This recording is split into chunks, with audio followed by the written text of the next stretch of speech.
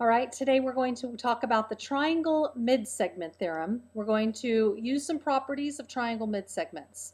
So first of all, what is a midsegment? Well, a midsegment is a segment that joins the midpoints of two sides of a triangle.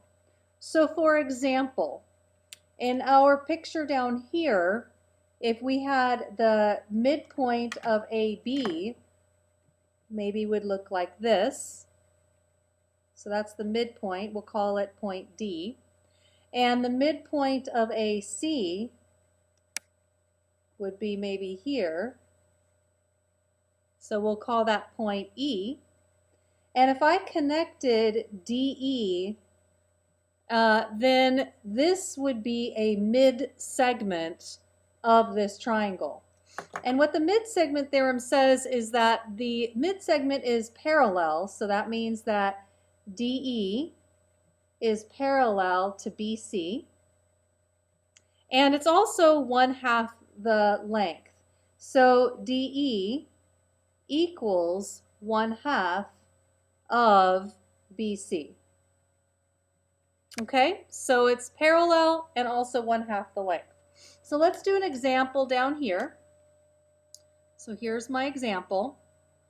And you'll notice that I changed what we're going to be doing. We're going to change definition to problem, properties to a graph, example to parallel, and the non-example to 1/2 the length.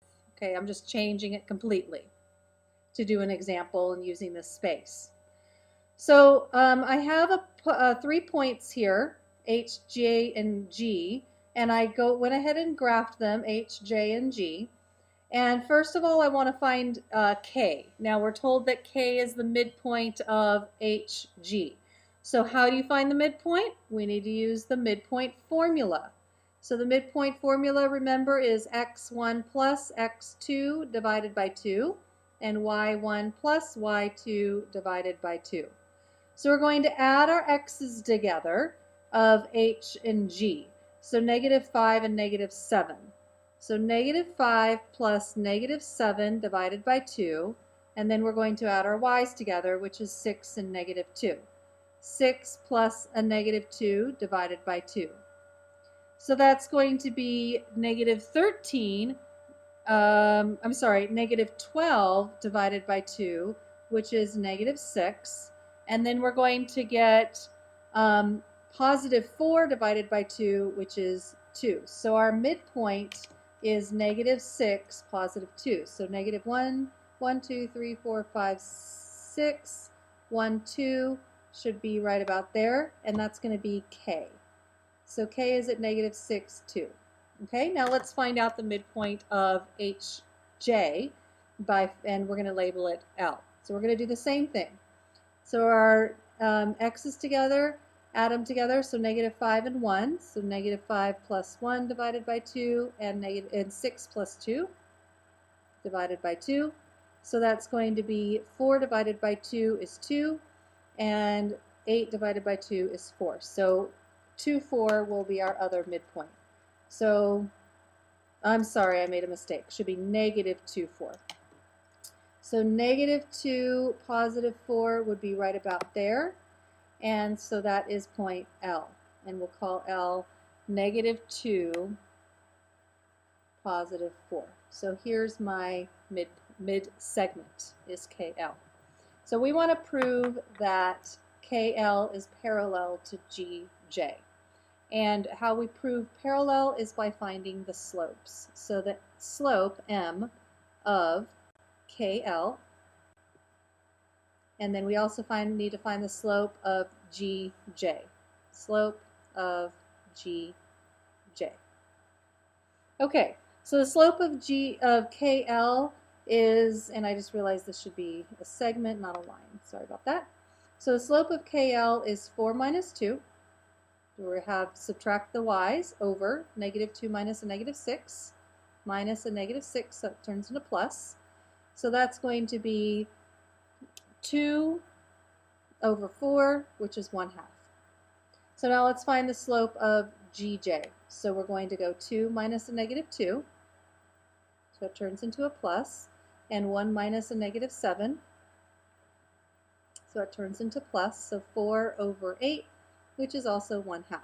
So as you can see from here, the slopes are equal, which means the lines are parallel. So we know then that KL is parallel to GJ. Okay? So now we're going to do 1/2 the length. So first we need to find the length of KL. And how do we find the length? We need to use the distance formula. Okay, so there's my distance formula for KL. So now I'm going to plug in my x's, so -6 and -2, and 2 and 4. So then we have -6 plus 2 is -4. -4 squared is 16, plus 2 minus 4 is -2. -2 times -2 is +4. So this is square root of 20. Okay, and if I were to reduce that a little bit, 20 is 4 times 5, so this is 2 square root of 5 for KL. Now let's find out what GJ is. So GJ, here's my big old long square root. Plug in the numbers. So we have -7 and 1, and we have -2 and 2. Okay, so that's going to be -8 squared is 64, plus -4 squared is 16. So that's the square root of 64 plus 16 is square root of 80. Okay, so now let's reduce that a little bit. So 80 is 2 times 20, and 2 times 10, and 2 times 5.